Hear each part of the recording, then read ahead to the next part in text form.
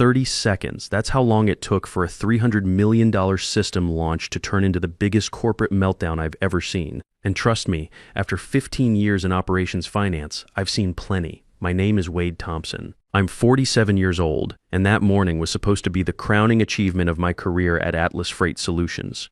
Instead, it became the day the CEO's wife decided I wasn't necessary anymore.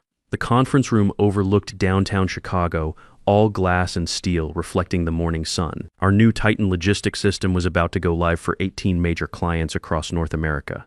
Thousands of shipments, hundreds of warehouses, millions of dollars moving every hour. I'd spent 3 years integrating the financial controls with the operational tracking. Every transaction, every variance, every compliance checkpoint, all of it flowing through systems I'd built from the ground up. Jerry Williams, our operations manager, tapped the projection screen. If this rollout works like the simulations, Titan will handle nearly 50% of our freight coordination. I straightened the stack of monthly variance reports in front of me. The numbers told a story most people in that room couldn't read. Revenue up 23%, operational efficiency improved, but there were irregularities in the budget transfers, small ones. The kind that required my signature to approve but somehow kept appearing without my authorization. The financial integration is solid, I said, clicking my pen twice. Real-time P&L tracking, automated variance alerts, full audit trail documentation. Operations should run smooth as long as nobody tries to bypass the controls. A few heads turned my way. I didn't elaborate. When you've been Navy logistics and corporate finance long enough, you learn that the fewer words you use, the more attention people pay. That's when the conference room door opened. Victoria Whitman stepped inside. Perfect posture, designer coat, the kind of confidence that comes from being married to the CEO. She had no title, no role in the company, just one very important connection. She was James Whitman's wife, and James had never once stopped her from involving herself in decisions that weren't hers to make. The room went quiet. Everyone knew Victoria wasn't supposed to be in operational meetings. Hell, she wasn't supposed to be in any meetings. But everyone also knew that arguing with the CEO's wife was career suicide. Victoria walked slowly around the table, heels clicking against the marble floor. She stopped behind my chair and looked at the projection screen where Titan's financial dashboards displayed real-time transaction flows. Impressive system, she said. Very comprehensive. I felt the temperature in the room shift. Victoria's compliments usually came with conditions attached. James and I have been discussing something, she continued, moving to the head of the table. The company shouldn't depend on a single person to manage its financial oversight. I clicked my pen once, twice. The reconciliation reports under my hands felt heavier. Wade, she said, looking directly at me, we're restructuring your position, effective immediately. The words hit the room like a system crash. For a moment, nobody moved. Sarah Martinez from HR leaned forward carefully. Victoria, personnel decisions require board approval. Documentation, Victoria held up one finger. My husband runs this company. When James makes a decision, he expects it to be carried out. She pulled out her phone and placed it on the table, screen up. A text thread with the CEO's name clearly visible. I looked at the phone, then at Victoria. Then at the 15 years of financial controls I'd built to protect this company from exactly the kind of budget manipulation I'd been tracking for months. So you're eliminating the senior operations director an hour before system launch, I said quietly. Victoria smiled, the team can handle it. I picked up my badge and company credit card, placed them on the polished table next to my stack of reports. The plastic made a soft tap against the wood. Then someone should probably check the reconciliation reports before making personnel changes. I stood up, straightening my jacket. The audit trail activates within minutes. Jerry frowned. What does that mean? I walked toward the door. You'll find out. The elevator ride down felt longer than usual. Outside, Chicago traffic hummed past like background noise. My phone buzzed before I reached the parking garage. James Whitman. Wade, the CEO's voice was carefully neutral. I understand there was some confusion in the meeting. I leaned against my car. Confusion is one way to put it. Look, Victoria can be enthusiastic about company efficiency, but the decision has been made. If you make this difficult, it won't reflect well on your career prospects. The message was clear. Leave quietly or watch my reputation disappear. James continued, you know how small the logistics industry is. People talk. Don't burn bridges you might need later. I understand. I said, good. Then we shouldn't have any problems. The line went dead. For a moment, I stared at the phone. Then I called my brother Daniel, the corporate attorney. Let me guess, he said. They finally pushed you out. Something like that. After I explained what happened, Daniel went quiet for a long moment. Wade, if the CEO starts blackballing you, that can follow you for years. I looked back at the Atlas building, all glass and steel reflecting the afternoon sun. Maybe. But upstairs, Titan just lost its financial oversight authority, and nobody in that building understands what that means yet. See, here's the thing about financial systems that most executives don't get. They think if someone documents everything properly, any trained accountant can step in and keep things running. That's not how it works when you're dealing with real-time compliance monitoring and automated variance detection. I'd built Titan's financial architecture over 3 years, layer by layer. Every automated report, every exception alert, every audit trail, they all required authentication from someone with senior operations director credentials. Not just any finance person, not the CFO, me, because I was the one who understood how all the pieces fit together. Inside the operations center, the first alert appeared maybe 10 minutes after I left the building, a small yellow notification on Jerry's screen.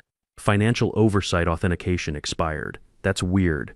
One of the analysts said, pulling up the system logs. The automated variance reporting just switched to manual approval mode. Jerry tried to override it, access denied. He switched terminals, still denied. The financial integration layer isn't accepting commands, he told Victoria, who was standing behind him with her arms crossed. Well, fix it, she snapped. But the dashboard told a different story. Real-time P&L tracking had stopped updating. Automated compliance reports were queued but not processing. The variance alerts that had been running in the background for 3 years suddenly required manual authorization from someone with Wade Thompson's access level, which no longer existed. Victoria was getting that look people get when they realize they've made a bigger mistake than they thought. Can't you just reset it? It's not a password, Mrs. Whitman, Jerry said carefully. The entire financial oversight framework is tied to Mr. Thompson's credentials. Every automated process, every compliance check, every audit trail, she straightened, then find someone who can replicate his access. Jerry exchanged a glance with one of the analysts. Ma'am, it took Mr. Thompson 3 years to build this framework. We can't replicate it in an afternoon. Victoria pulled out her phone and started typing. She was calling someone. Probably James. The analysts kept their eyes on their screens, pretending not to notice. 5 minutes later, James Whitman walked onto the operations floor. He looked at the dashboards, then at Victoria, then at Jerry. How bad is it? He asked. Jerry pulled up the system map, every node highlighted in amber or red. 17 client accounts unable to pull financial data. SEC compliance queue frozen at 4,312 pending transactions. Real-time P&L tracking across all 18 clients. Offline, James rubbed the back of his neck. Can we manually process the client reports? That would take a team of 12 accountants working through the night, Jerry said, and we still wouldn't have the automated compliance filings done by morning. Victoria crossed her arms. This is a design flaw. No system should collapse because one person leaves. Jerry looked at her carefully, choosing his words. It didn't collapse, Mrs. Whitman. It's running perfectly. It's just not accepting commands from anyone without the proper authorization level. The room went quiet. Even Victoria seemed to understand the distinction. The system wasn't broken. It was waiting. And the only person it was waiting for was the one she'd just fired. That's when the phone started ringing again. By 2 p.m., Atlas Freight's biggest client called first, Transcontinental Logistics, worth about $40 million annually. Your financial reporting system hasn't updated our account status in 4 hours. The voice on the line said, our contract requires real-time cost tracking. Jerry covered the receiver. What do I tell them? Victoria's confidence was starting to crack. Tell them it's a temporary technical issue. But it wasn't technical. It was financial architecture. Every automated process I'd built over 15 years had one thing in common. They all required authentication from a senior operations director with specific access credentials. Credentials that were now deactivated. The second call came from our biggest West Coast client, then the third from the CFO's office. They wanted to know why the monthly variance reports weren't generating, why the automated SEC compliance filings were stuck in queue, why real-time P&L tracking had gone dark. By 3 p.m., the phones were ringing nonstop. Jerry was fielding calls from angry clients while Sarah Martinez was trying to explain to the CFO that they couldn't just assign someone else to handle financial oversight without rebuilding the entire authentication framework. That's when Victoria made her second mistake of the day. Get me Wade Thompson on the phone, she told Sarah. I don't think that's a good idea, Sarah replied. You just fired him in front of the entire leadership team. I don't care what I did. Get him on the phone, but I wasn't answering, not yet. I was sitting in my kitchen, looking at 15 years of financial documentation I'd brought home over the years. System designs, audit procedures, compliance frameworks, all of it built to protect Atlas Freight from financial irregularities. The kind of irregularities I've been tracking in Victoria's expense reports for months. See, when you build financial oversight systems, you notice patterns, small budget transfers that don't quite make sense, vendor payments that bypass normal approval channels, personal expenses that somehow get categorized as operational costs. I'd been documenting everything, but I hadn't reported it yet. Professional courtesy, I guess. Give people a chance to explain before you escalate to the board. But professional courtesy is a two-way street. By 4 p.m., Robert Sterling himself was calling James Whitman. Sterling wasn't just any board member, he was the chairman, the guy whose investment fund had financed Atlas Freight's expansion into automated logistics. When Sterling called, people listened. James Sterling's voice was calm but direct. I'm getting calls from clients. Something about financial reporting systems being down. What's going on? James cleared his throat. We streamlined operations, eliminated some redundancy in the financial oversight department. Redundancy? Sterling's voice was flat. You fired Wade Thompson. My wife made a personnel decision. Stop! Sterling held up a hand even though they were talking on the phone. James, I've known Wade for 8 years. He built every financial control system this company uses, every audit trail, every compliance procedure, every variance report. You just eliminated your entire institutional financial knowledge. The room went quiet on James's end. Sterling continued. Our largest clients are threatening to pull contracts because their financial reporting systems aren't updating. The SEC compliance officer called me personally because automated filings stopped processing. Do you understand what you've done? James looked pale. It wasn't supposed to escalate. Where is Wade now? I'm not sure. Sterling pulled out his phone. Wade, this is Robert Sterling. I believe your system is currently refusing to cooperate with my company. I picked up on the second ring. Mr. Sterling, I said.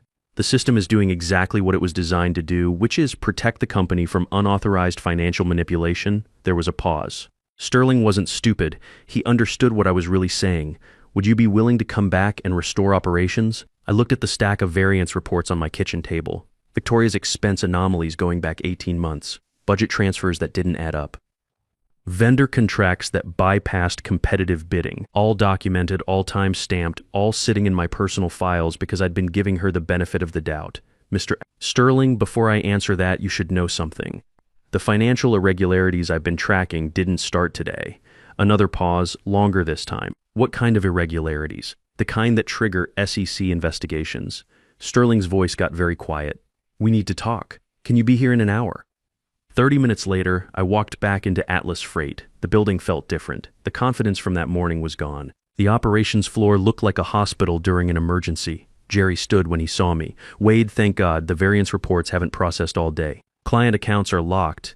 The automated compliance filing for SEC is stuck in queue. I didn't go straight to my workstation. Instead, I walked over to Sterling, who was standing near the back of the operations center, watching the chaos. Show me, he said quietly. I pulled out my personal laptop and opened the files I'd been compiling for months. Budget transfers totaling $847,000 over 18 months. All approved by Victoria Whitman, using James's electronic signature. All categorized as operational consulting, but with no documentation of actual work performed. The consulting company receiving the payments? Whitman Enterprises, owned by Victoria's nephew Jeremy. Sterling studied the screen for a long moment. He exhaled slowly. There's more, I said, clicking to another spreadsheet. Personal expense reimbursements, travel meals, even jewelry purchases. All coded as client entertainment, but I cross-referenced with the client database. Half these companies don't even do business with us. Sterling closed his eyes briefly. When he opened them, his expression had changed completely. Get the system back online, he said. Then we're calling an emergency board meeting. I sat down at my old workstation. The system recognized my credentials immediately. Not broken, not damaged. Just waiting for proper financial oversight authority. Run a system diagnostic, I said to Jerry. Within minutes, the backlog started clearing. Real-time P&L tracking resumed. Client account updates processed. The automated variance reports that had been queued all day began flowing to the appropriate departments. But something else started flowing too. Audit alerts, exception reports, compliance flags, all the irregularities the system had been detecting but couldn't report without proper oversight authorization. Victoria appeared at my shoulder. What are those alerts? I kept typing, watching 3 years of suppressed audit exceptions flood across the screen. The system is catching up on exception reporting. Exception reporting for what? I turned in my chair to look at her. Budget transfers, vendor payments, expense reimbursements, all the transactions that required manual override instead of automated approval. Victoria's face went pale. Those are legitimate business expenses. I'm sure they are, I said. That's why we keep such detailed records. Sterling stepped up behind her. Mrs. Whitman, we need to discuss these reports. I don't have to discuss anything with you, Victoria snapped. Actually, you do, Sterling said calmly, because these reports are going to the SEC. Tonight, the emergency board meeting started at 8 p.m. Sterling called it himself, which meant serious business. The conference room that had hosted my firing 12 hours earlier now felt like a courtroom. Yesterday's incident exposed multiple governance failures, Sterling said, placing printed copies of the audit reports in front of each board member. The financial irregularities documented in these reports span 18 months. James sat at the far end of the table, looking like he'd aged 10 years in one day. Victoria stood beside him, arms crossed, still trying to project authority the room no longer recognized. Board member after board member reviewed the documentation. Budget transfers to shell companies, personal expenses charged to operational accounts, vendor contracts that violated competitive bidding requirements. James, Sterling continued, "Did you authorize these payments to Whitman Enterprises?" James hesitated. Victoria handles vendor relations. I trusted her judgment. Your electronic signature approved $847,000 in payments to a company owned by your wife's nephew for consulting services with no documentation of work performed. One of the directors looked up from the reports. This is embezzlement. The SEC will make that determination, Sterling said. What we need to determine is whether James Whitman can continue as CEO of a publicly traded company. Victoria stepped forward. This is ridiculous. Every payment was legitimate business expense. Sterling looked at her calmly. Mrs. Whitman, you charged a $3,200 necklace to our account as client entertainment with a company that hasn't done business with us in 2 years. The room went dead silent. The board has a fiduciary responsibility to shareholders, Sterling continued. We cannot allow financial irregularities to continue under current leadership. He looked around the table. Vote. Hands rose quietly around the room. Final. Decisive. James Whitman, your position as Chief Executive Officer is terminated, effective immediately. Victoria started to protest, but security was already at the door. Mrs. Whitman, you are permanently banned from this building pending the outcome of the SEC investigation. They escorted both of them out. The conference room felt lighter somehow. Later that week, the board implemented new governance policies. Non-employees were prohibited from participating in operational decisions. All vendor contracts required competitive bidding and independent approval. Financial oversight positions required dual authorization for termination. The SEC investigation moved fast once they had the documentation. Victoria's scheme was textbook embezzlement, shell companies, inflated invoices, personal expenses disguised as business costs. The kind of fraud that lands people in federal prison. James cooperated with investigators, claiming he'd been manipulated by his wife. Maybe that was true. Maybe he was just weak leadership who let someone without authority make decisions that weren't theirs to make. Either way, his career in corporate leadership was over. That afternoon, a company-wide announcement circulated. Wade Thompson, Chief Operating Officer. Sterling offered me James's position as CEO, but I turned it down. COO was better operations authority without the political headaches. Plus, they gave me an equity package that would set me up nicely for retirement in a few years. Before leaving that day, Sterling stopped by the operations floor one last time. He looked at the financial dashboards, all green lights and smooth data flows. Next time, he said quietly, let's make sure the person who built the system stays in the room. The following months brought changes. We hired a new CEO from outside the company, someone with clean credentials and no family members lurking in the background. The financial controls I'd built were expanded and documented so thoroughly that multiple people could manage them if needed. But the core architecture remained the same. Authentication protocols, audit trails, exception reporting, all designed to catch financial irregularities before they became federal crimes. That evening, I stood alone in the operations center, watching Titan's network flow across the screens. Thousands of shipments, hundreds of warehouses, millions of transactions, all moving exactly as designed. For 15 years, I'd built these systems quietly, protecting Atlas Freight from the kind of financial chaos that destroys companies. 6 months ago, someone decided the financial architect didn't matter. Today, the system had answered that question definitively. The reconciliation reports on my desk showed clean numbers for the first time in 18 months. No unauthorized transfers, no suspicious vendor payments, no personal expenses disguised as operational costs. All of it documented in the audit trail Victoria thought she could eliminate by eliminating me. Jerry Williams knocked on my office door. Wade, the monthly variance report is clean, 0 exceptions. I straightened the stack of reports and clicked my pen twice. That's how it's supposed to work, Jerry grinned. Yeah, but it's the first time in over a year. The SEC investigation concluded 8 months later. Victoria Whitman was sentenced to 4 years in federal prison for embezzlement and fraud. Jeremy's consulting company was shut down, and he paid back $847,000 in restitution. James avoided prison but paid substantial fines and was permanently banned from serving as an officer of any publicly traded company. Atlas Freight's stock price actually went up after the scandal broke. Investors liked seeing swift action and strong governance. They liked knowing the company had financial controls that actually worked. The new CEO, Patricia Kendall, understood something James never did. She knew that the people who build the systems are the ones who understand them best. She made sure financial oversight had real authority and couldn't be overridden by someone's spouse. 2 years later, Titan was handling 67% of our freight coordination. The financial integration I designed was processing $2.3 billion annually in client transactions. Every dollar tracked, every variance explained, every audit trail documented. I kept the reconciliation reports from that day Victoria fired me. Sometimes I'd look at them and remember the moment she thought she could eliminate financial oversight by eliminating the person who built it.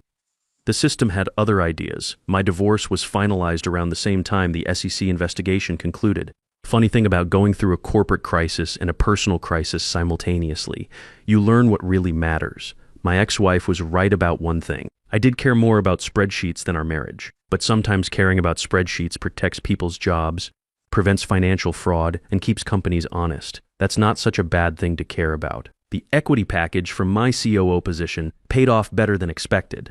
Atlas Freight went public the following year, and my shares were worth enough to retire comfortably, but I stayed on. There's something satisfying about building systems that work, protecting companies from people who think rules don't apply to them. Victoria Whitman probably thought she was just firing an employee who'd become inconvenient. She didn't understand that financial oversight isn't a person you can eliminate. It's a principle you ignore at your own risk. The numbers, as always, told the truth. And here's the thing I want you to understand. This story isn't really about me getting revenge on a boss's wife who overstepped her authority. It's about something bigger than that. Every workplace has people who think they're above the rules. They use their connections, their relationships, their perceived authority to bypass the systems other people built to keep things running properly.